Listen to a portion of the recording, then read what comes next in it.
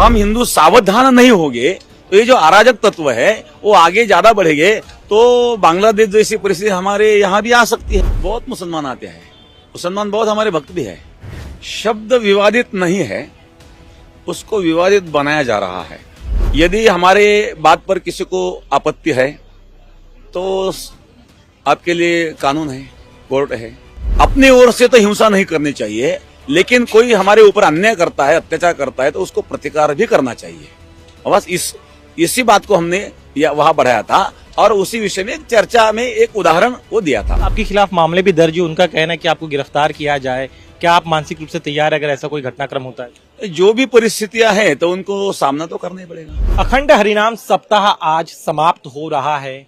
इस पूरे सप्ताह के दौरान लाखों की संख्या में श्रद्धालु महंत रामगिरी जी के आश्रम में आ रहे थे और यहाँ पर पूजा कर रहे थे, उनके वचनों को सुन रहे थे। हमारे साथ खुद बात करने के लिए मौजूद है महंत रामगिरी जी। स्वागत है आपका इंडिया टीवी में। नमस्कार। इस सप्ताह के दौरान आपका प्रवचन सुनने के लिए खास तौर पे महाराष्ट्र के कोने कोने से लोग यहाँ पर, श्रद्धालु यहाँ पर आते हैं। कई सालों से ये परंपरा चली आ रही, लेकिन इस सप्ताह के दौरान आपके प्रवचनों के द्वारा आपके मुख से निकले हुए कुछ शब्द जो है विवादित निकले और उसको लेकर आपत्ति जताई जा रही है। पूरे महाराष्ट्र में हम विरोध प्रदर्शन देख रहे हैं, इस पर आपका क्या कहना है? शब्द विवादित नहीं है, उसको विवादित बनाया जा रहा है। क्योंकि मेरा प्रवचन 1.5 घंटे का था। उस 1.5 घंटे के प्रवचन में मैं भीष्म चरित्र बता रहा था, भीष्म और युधिष्ठिर जी का संवाद। जब भगवान कृष्ण भीष्माचार्य को मिलने के लिए जाते हैं तब भीष्म जी युधिष्ठिर को धर्म का उपदेश करते हैं, शास्त्र का उपदेश करते हैं, उसमें राजनीति का उपदेश करते हैं, राजधर्म बताते हैं।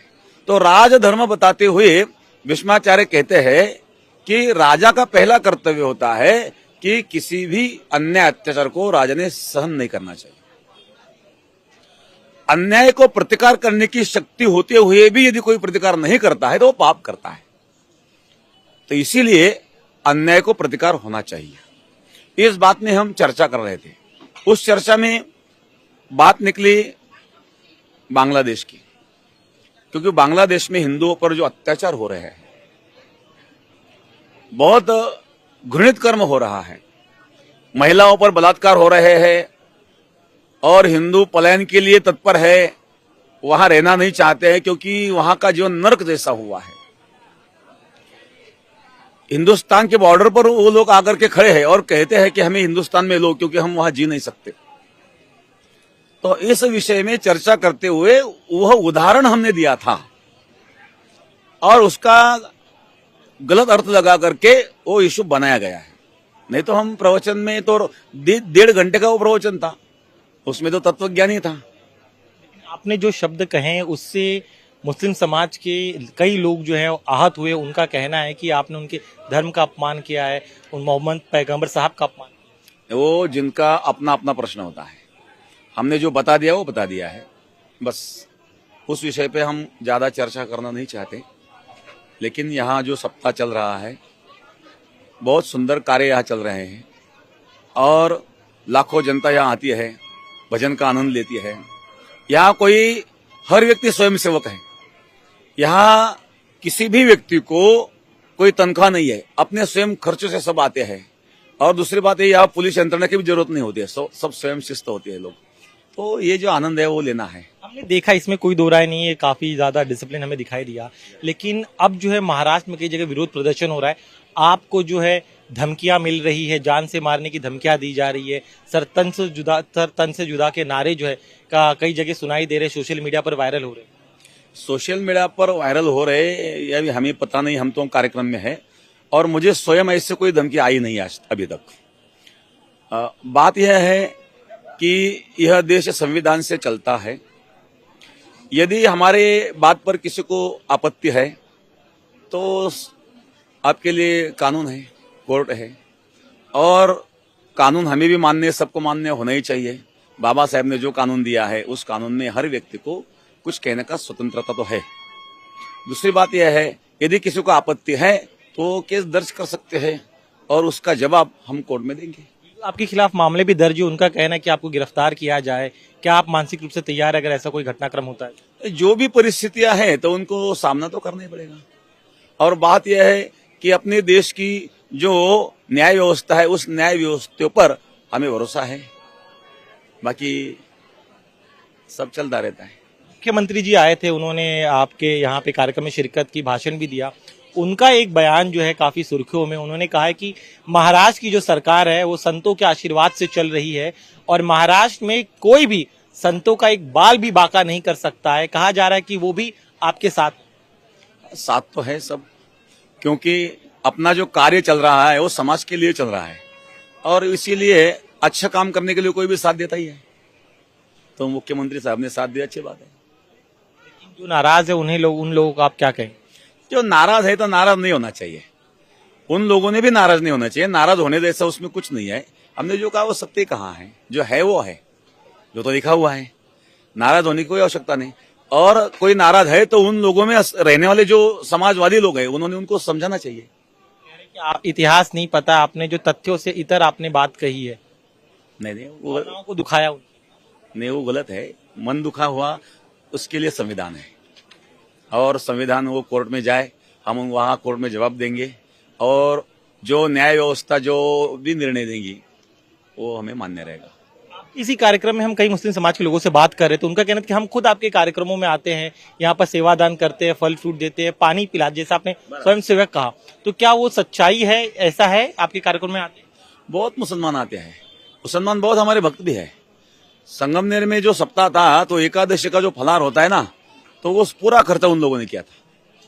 बहुत मुसलमान भक्त है और जो राष्ट्रवादी मुसलमान है, जो सेवा भाव रहने वाले मुसलमान है, वो भी हमारे साथ है। और हिंदू मुस्लिम की बात नहीं है, एक मानवता की बात ही है। इसीलिए वो कह रहे कि आप संत है, आपको जो अच्छी बातें जो है समाज में शांति की बात करनी चाहिए, लेकिन आपने अपने शब्दों से उनकी भावनाओं को ठेस पहुंचाई। नहीं, अशांति की बात हमने की नहीं।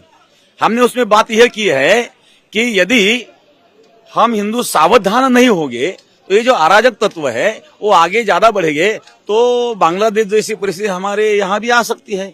इसीलिए अपनी ओर से तो हिंसा नहीं करनी चाहिए, लेकिन कोई हमारे ऊपर अन्याय करता है, अत्याचार करता है तो उसको प्रतिकार भी करना चाहिए। बस इसी बात को हमने वहां बढ़ाया था और उसी विषय में चर्चा में एक उदाहरण वो दिया था। बस उसके व्यतिरिक्त तो कोई हमारे मानसिकता भी नहीं थी। अभी वो कौन किस हिसाब से अर्थ लगा रहे वो उनका प्रश्न है। उनका कहना है कि अगर महाराज जी जो है अपने शब्दों को पीछे ले लेंगे तो पूरा विवाद खत्म हो जाएगा। आपने जिस तरह से उनके आहत किया है, ऐसे में जो है हमने आहत किया नहीं है, जो ग्रंथ में लिखा है वो हमने बोला है, बाकी कायम है। अब मैं बाहर देख रहा हूँ, आमतौर पे आपके साथ कभी सुरक्षा नहीं होती है, लेकिन इस पूरे विवाद के बाद क्यूआरटी की टीम को यहाँ पर तैनात किया गया है, तो थ्रेट आपको जरूर बढ़ा है। तो सरकार जो है ये भी देख रही है, क्योंकि जिस तरह के भड़काऊ नारे लग रहे हैं आपके खिलाफ, सोशल मीडिया पर पोस्ट वायरल हो रहा है, उससे थ्रेट बहुत सीरियस नजर आ रहा है। ठीक है, जो है वो है, जो दिख रहा है उस पर हम क्या बात कर सकते हैं। हमें तो भगवान का भजन करना है, परमार्थ करना है अब, और चल रहा है हमारा कार्य। श्रद्धालुओं से हमारी बातचीत हुई, वो काफी चिंतित है आपकी सुरक्षा को लेकर। ऐसा कोई बात नहीं, हमें कोई ऐसा लगता नहीं है। लेकिन आपकी गिरफ्तारी के लेकर दबाव काफी बढ़ रहा है। उनका कहना है कि 15 तारीख को आपने बयान दिया था, 48 घंटे हो गए, लेकिन अब तक महंत जी को गिरफ्तार नहीं किया गया। नहीं, अब जो हमें अभी आज तक नोटिस तो आई नहीं है, जब कोर्ट से नोटिस आएंगे तो हम देखे जाएगा। जो लोग आपसे आहत है, आप उन्हें क्या कहना चाहते हैं ये बताइए, क्योंकि उनका कहना है कि जो शब्दों का चयन था आपका वो बेहद आपत्तिजनक था। उनके गुरु का जो है, धर्म गुरु जो उनका अपमान करने वाला, इस्लाम धर्म का अपमान करने वाला, पैगंबर साहब की आपने अवमानना। ऐसा कुछ भी नहीं है, अवमानने का वहाँ कोई विषय नहीं है। जो हमने कहा वो उनके ग्रंथों में भी लिखा है और मौलाना लोगों में भी उन्होंने, बहुत मौलाना के आप लोग यदि क्लिप देखेंगे तो उन्होंने भी वही कहा है। तो ऐसा कुछ नहीं है, कोई आपत्तिजनक मानते हैं तो उसको हम क्या कर सकते हैं। आपके समर्थन में बड़े पैमाने पे जो हिंदू वर्ग के युवा है वो भी आगे आए हैं। आपके समर्थन में ट्रेंड चलाया जा रहा है कि आपके समर्थन में समस्त हिंदू समाज साथ में आए, उस पर आपका? अब ये समर्थन हो कोई विरोध हो, हम लोग उससे परे है। वो जनता है, जनता क्या करती है उससे हमें कोई लेना देना नहीं। हमें तो अपनी मस्ती में रहना है, भगवान के भजन में रहना है, उसके अलावा कुछ नहीं। आज महाराष्ट्र में काफी तनाव की स्थिति है। नासिक में पत्थरबाजी हुई, जिस अहमदनगर में हम इस समय हैं, यहाँ पर जो है बड़े बड़े मोर्चे निकले, संभाजी नगर में मोर्चा निकला। तो बतौर संत होने के नाते आप हमेशा जो है शांति का संदेश देते हैं। हालात काबू नहीं हो रहे, दोनों तरफ से तनाव बना हुआ है। नहीं, वही कारण है, ऐसा कुछ नहीं है। और भी कारण वहां है। ये बांग्लादेश में जो हो रहा है उसके विरुद्ध में भी कुछ चल रहा है, उसका कारण यही है, ऐसा भी कुछ नहीं है। एक आरोप ये लगाया जा रहा है कि अब विधानसभा चुनाव करीब है, इसीलिए आपने, चूंकि आप हमेशा से जो आपके बड़े मुस्लिम भक्त भी कई सारे हैं, आप उन्हें भी साथ लेकर चलते थे, लेकिन अब चूंकि विधानसभा चुनाव करीब है, महायुति को फायदा पहुंचाने के लिए जानबूझकर आपने ये स्क्रिप्ट पढ़ी जो आपको आरएसएस से दी गई। नहीं, ऐसा कुछ नहीं, ऐसा कुछ नहीं है। हम तो जो बोलना है वो बोलते हैं, कभी भी बोलते हैं, और राजनीति से हमारा कोई संबंध नहीं है। हम कभी आज तक राजनीति में पड़े नहीं।